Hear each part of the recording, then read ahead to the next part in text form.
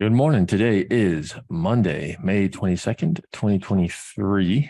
Hope you are doing well. It's going to be a good week. We have some more interesting content coming for you for this week. I was interviewed on a podcast about a month ago, and that'll be going live, I believe, tomorrow. So we'll be sure to send a link out on that. Talks a little bit about our investing philosophy. It's just a kind of a 15-minute quick hitter. Encourage you to take a listen to that. We also have an interview with John Hillman, who operates and runs a commercial real estate development company here in Atlanta. So that'll really get us a lot of people are looking at commercial real estate as kind of the next domino to fall. Yeah, and I think that this is going to be an awesome interview to assess where we are in that. He's kind of a straight shooter. So he doesn't really mince words on where we are in the cycle, and I think that will be really good. And interestingly, he was actually one of the last. Sam Zell, who passed away last week, big real estate tycoon. He actually spoke at a conference that John put on last month. So yeah. So very, very, very interesting. And we'll be able to listen to that tomorrow, and we should have the podcast up probably by the end of the week. Most importantly for the viewers on Friday, we have clearly found Ben Nye. He went missing over the weekend. So I'm back, and should be for a long time, which is good. So and we do have some good stories to get to today. A lot of them are just kind of updates and setting the stage for what we can expect this week. But one that I wasn't really expecting was that China is banning firms from buying from Micron. This isn't all products from Micron. It's not all firms they're banning, but Micron, which is one of the leading purveyors of memory chips, and it's an American company. They compete with Samsung, SK Hynix, and a few others. The Cybersecurity Administration in China launched an investigation a couple months ago, and they found significant security risks that would affect national security in these memory chips. And so they issued a warning to operators of Chinese information infrastructure, like telecommunication companies, state-owned financial institutions, et cetera. So this just again heatens the tensions between the two countries.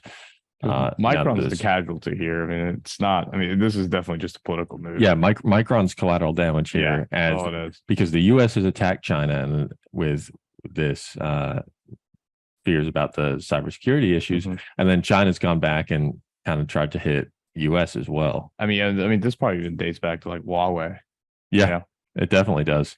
And I'm curious if the articles that I was reading mentioned, Mo, that this was a little bit related to the shooting down of the Chinese spy balloon back in February, and said that since that time, conversations between China and the U.S. have essentially been non-existent.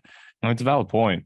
I mean, Chinese have been very strategic in the past couple of months with some of their decisions. That spy balloon was an interesting time for everyone, but yeah, I mean, it definitely, this year has not been a good year for Chinese and U.S. relations at all. And it's funny because we almost chuckle about when we talk about the spy balloon, but clearly there are people who think it's a bigger deal, and people with a lot more information than we have. So a space to watch, I would say. There might be more to that than we I agree. let on.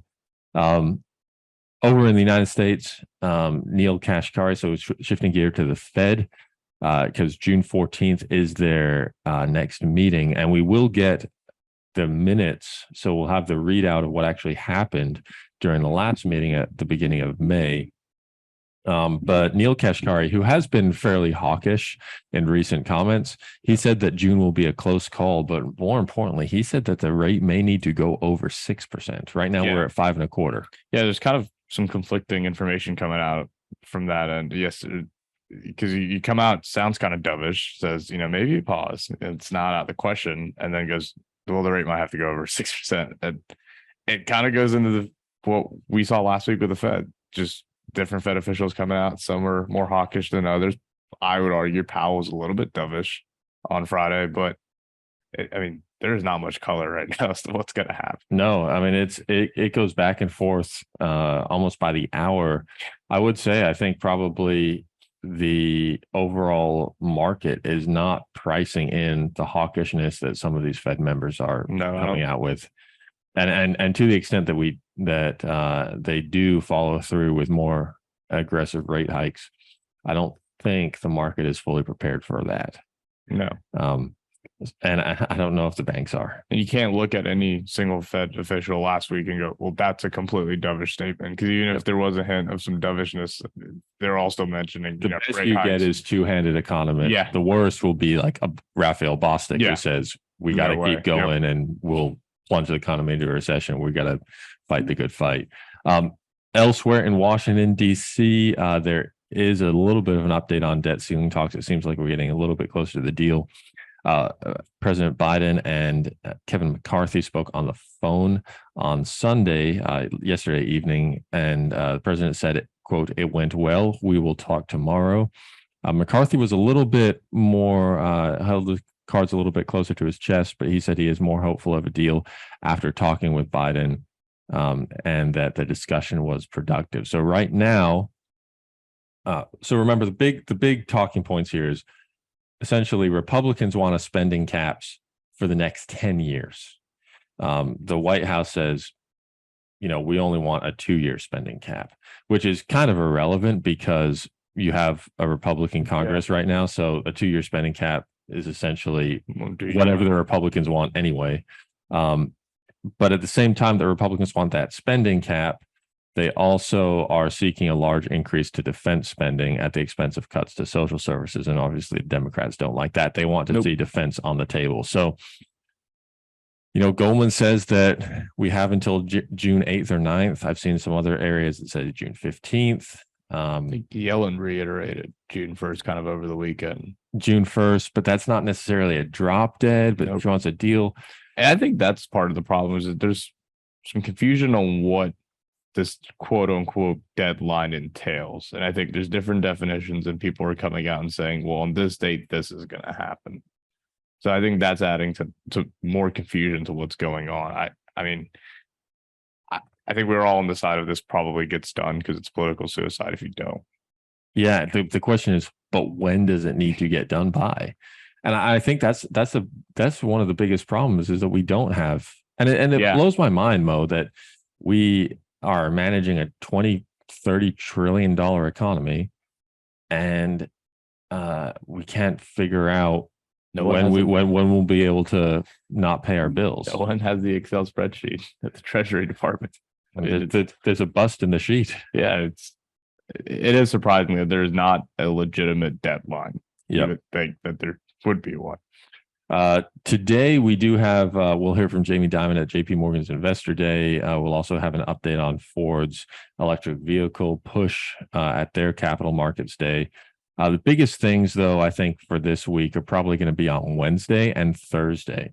Wednesday we hear from NVIDIA in the evening, and we also get the minutes from last Fed meeting.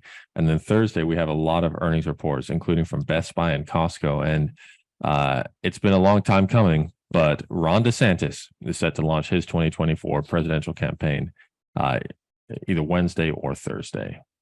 Just going to call that press conference. What are you looking for, Tom, for Mo? Well, I'm interested to see what happens with NVIDIA. I always look at the Fed minutes, and I think Costco just on the retail gauge is going to be interesting. Yeah, I think those are the three for me. I think Costco is going to be fascinating. I would say Walmart and Target earnings probably give me a little bit more confidence about Costco going into earnings. And then, of course, we're going to get the Fed minutes, but does all the Fed speakers that we've seen over the last week supersede what the minutes are going to show? I just don't know. I think now that's a valid point. Yeah, I think right now the Fed's probably going to rely on the next inflation print, the next employment print, and frankly, if those come in the way they've been coming, we're going to see another 25 basis point rate hike. So, with that, Pretty light day this morning. Biggest news again is that Micron, and then just continued talks on the debt ceiling. But as we head into Labor Day weekend, things are a little bit slower. But just got to be on it because there's some big outstanding news items here that we'll just continue to have to follow. So on that note, have a great day, and we'll see you tomorrow.